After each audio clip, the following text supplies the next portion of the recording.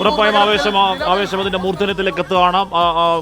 ആവേശം മൂർധന്യത്തിലേക്ക് എത്താനുള്ള കാരണങ്ങളിലൊന്നും ഇത് തന്നെയാണ്. ഏതെങ്കിലും തരത്തിൽ ഇത് ഒരു സാധാരണ ബൈ ഇലക്ഷൻ അല്ല. ഇത് പല ഘടകങ്ങൾക്കുണ്ട്. മുന്നണികൾക്ക്, നേതാക്കൾക്ക് ഒക്കെ പല അർത്ഥത്തിൽ ഇത് ഡു ഓർ ഡൈ ആണ്. ഇത് നിയമസഭാ തെരഞ്ഞെടുപ്പിലേക്ക് പോകുന്നു. എം സ്വരാജ് CPM-ന്റെ സംസ്ഥാന സെക്രട്ടേറിയറ്റ് അംഗമാണ്. നിലമ്പൂരിൽ CPM-ന് ഇറക്കാൻ കഴിയുന്ന ഏറ്റവും ആപ്റ്റ് കാൻഡിഡേറ്റാണ്, ഏറ്റവും ദ വെരി ബെസ്റ്റ് കാൻഡിഡേറ്റാണ് എം സ്വരാജിന്റെ തോൽവി ഇടതുപക്ഷത്തിന് അചിന്ത്യമാണ്. അതുകൊണ്ട് എം സ്വരാജ് ജയിപ്പിച്ചെടുക്കാൻ പരമാവധി ശ്രമിച്ചു ഇടതുമുന്നണി. മറുഭാഗത്തേക്ക് വന്നാൽ UDF, പഴയ ആര്യാടൻ ലെഗസി, UDF-ന്റെ പഴയ കോട്ട. അതിനിടയിൽ 2 വട്ടം PV അൻവറിലൂടെ അത് കൈവിടുന്നു. അത് തിരിച്ചുപിടിക്കേണ്ടത് ആവശ്യം.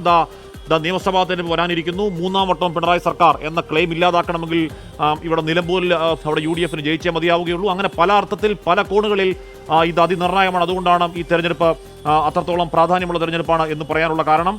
മെയ് 25-ന് അവിടെ തെരഞ്ഞെടുപ്പ് കമ്മീഷൻ ബൈ ഇലക്ഷൻ തീയതി പ്രഖ്യാപിക്കുന്നു.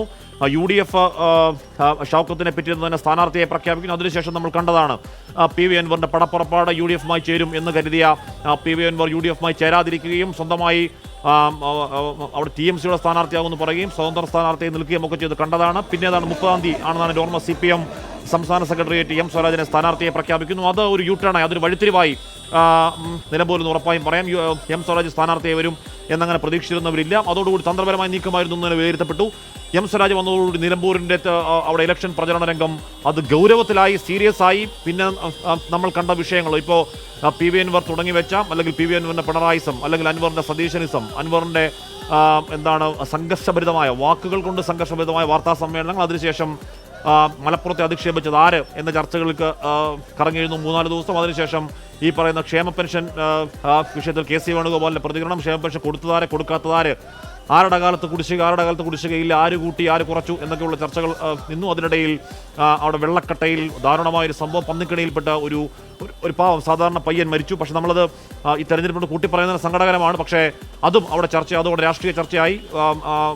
2 അർത്ഥത്തിൽ രാഷ്ട്രീയ ചർച്ച. ഒന്ന്, ഈ പറയുന്ന ആ മേഖല ദീർഘനാളായി നേരിടുന്ന ഈ മലയോര മേഖലയിലെ വന്യജീവി പ്രശ്നമൊക്കെ സജീവ ചർച്ചയാക്കി മാറ്റി. അതിനുശേഷമാണ് ജമാഅത്തെ ഇസ്ലാമിയിലേക്ക് എന്തേ വന്നില്ല വിഷയം എന്നാലോചിച്ചുകൊണ്ടിരിക്കുന്നതിനിടയിൽ ജമാഅത്തെ ഇസ്ലാമിയിലേക്കും വെൽഫെയർ പാർട്ടിയിലേക്കും ആ വോട്ട് അങ്ങോട്ട് എന്നൊക്കെയുള്ള വിഷയങ്ങൾ ചർച്ച. ഏറ്റവും ഒടുവിൽ എത്തി നിൽക്കുന്ന വിഷയം അതുതന്നെയാണ്. CPM അത് ആവർത്തിച്ച് ആ വിഷയത്തിൽ തന്നെ ആ പ്രചരണത്തെ കുരുക്കിയിടാൻ CPM ആവർത്തിച്ച് ശ്രമിക്കുന്നുണ്ട്.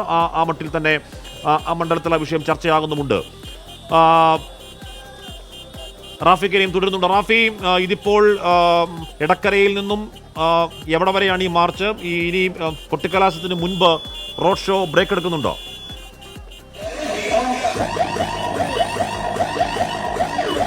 റോഡ് ഷോ എടക്കരയിലേക്ക് എത്തിയിരിക്കുകയാണ്. UDF-ന്റെ റോഡ് ഷോ 10 കിലോമീറ്ററോളം പിന്നിട്ട് എടക്കര ജംഗ്ഷനിലേക്കാണ് ഇപ്പോൾ എത്തിയിരിക്കുന്നത്. എടക്കരയിൽ ഈ റോഡ് ഷോ ഇവിടെ സമ്മേളിക്കുകയാണ്. പിന്നീട് ഇവിടെ നിന്നാണ് മുന്നോട്ട് പോകുന്നത്, നിലമ്പൂർ ടൗണിലേക്ക് പോകുന്നത്. ഇപ്പോൾ നമ്മളോടൊപ്പം രാഹുൽ മാങ്കൂട്ടത്തിലുണ്ട്.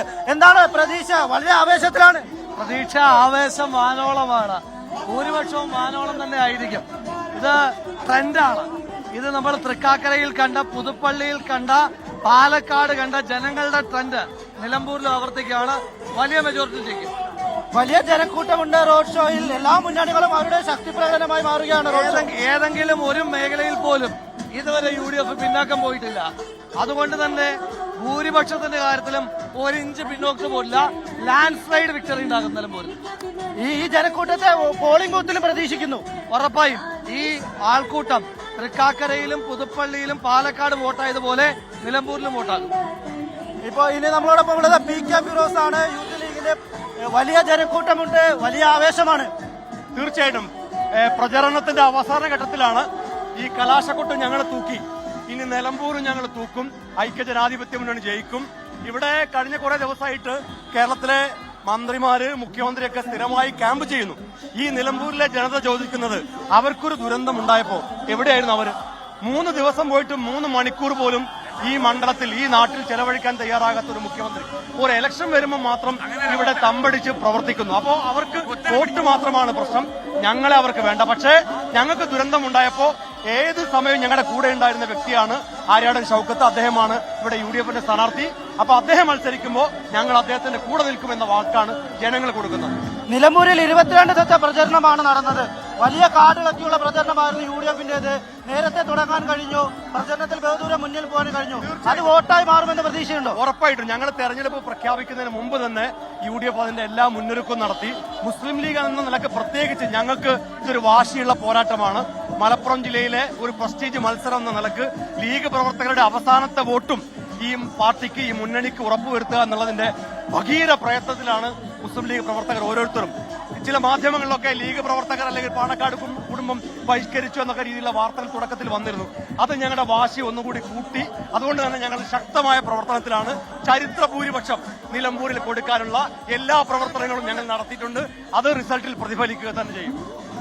ലീഗ് നേതൃത്വത്തിന് വലിയ വിശ്വാസമാണ് UDF അർപ്പിച്ചത്, കോൺഗ്രസ് നേതൃത്വം അർപ്പിച്ചത്. നിലമ്പൂരിൽ ആരാടും ഷൗക്കത്ത് ജയിക്കേണ്ടത് ലീഗിന്റെ ഉത്തരവാദിത്തമാണ് എന്ന് പോലുമാണ് കോൺഗ്രസ് ഒരു ഘട്ടത്തിൽ പറഞ്ഞത്. ആ പ്രതീക്ഷ കാക്കുമോ? ഉറപ്പായിട്ടും ഞങ്ങളിൽ അർപ്പിച്ച പ്രതീക്ഷ ഞങ്ങളത് കാക്കുക തന്നെ ചെയ്യും. കഴിഞ്ഞ ലോക്സഭാ തെരഞ്ഞെടുപ്പിൽ കോൺഗ്രസ് ജയിച്ച കോൺഗ്രസിന്റെ MP-മാരെല്ലാവരും പറഞ്ഞൊരു കാര്യമുണ്ട്, ലീഗിന്റെ പ്രവർത്തന മികവിനുള്ള അംഗീകാരം കൂടിയാണ് ഈ വിജയമെന്ന്. അത് നിലമ്പൂരിലെ ഇലക്ഷന് ശേഷം എന്തായാലും വലിയ ആവേശത്തിൽ നിലമ്പൂർ നിൽക്കുന്നു.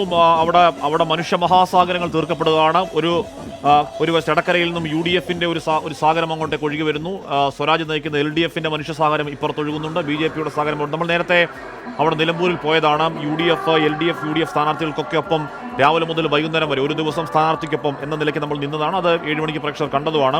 അപ്പം നമ്മൾ കാണുന്നത് രാവിലെ മുതൽ തന്നെ അതിരാവിലെ ഒരു 6:30-7 മണിയാകുമ്പോഴൊക്കെ ഈ ദിവസങ്ങളിൽ സ്ഥാനാർത്ഥികൾ വീട്ടിൽ നിന്ന് ഇറങ്ങുന്നതാണ്. പിന്നീട് വിശ്രമമില്ലാത്ത യാത്ര എത്ര മണി വരെയാണ്? ഒരു 9 മണി 10 മണി വരെ വിശ്രമമില്ലാതെ. ഇടയ്ക്ക് ഭക്ഷണം കഴിക്കാനൊക്കെ ഒരു 20 മിനിറ്റൊക്കെ പരമാവധി എടുക്കുന്നതല്ലാതെ ഈ പറയുന്ന പോയ ഒരു 10, 15, 20 ദിവസങ്ങളിൽ സ്ഥാനാർത്ഥികളുടെ ഡെയിലി ഷെഡ്യൂൾ ഇങ്ങനെ തന്നെയായിരുന്നു. സ്ഥാനാർത്ഥികളുടെ കാര്യം മാത്രമല്ല, പാർട്ടി അടിത്തട്ടിലെ പ്രവർത്തകർ, നേതാക്കളുടെയൊക്കെ അക്ഷീണമായ അവിശ്രമം പ്രവർത്തിച്ചുകൊണ്ടിരിക്കുകയായിരുന്നു.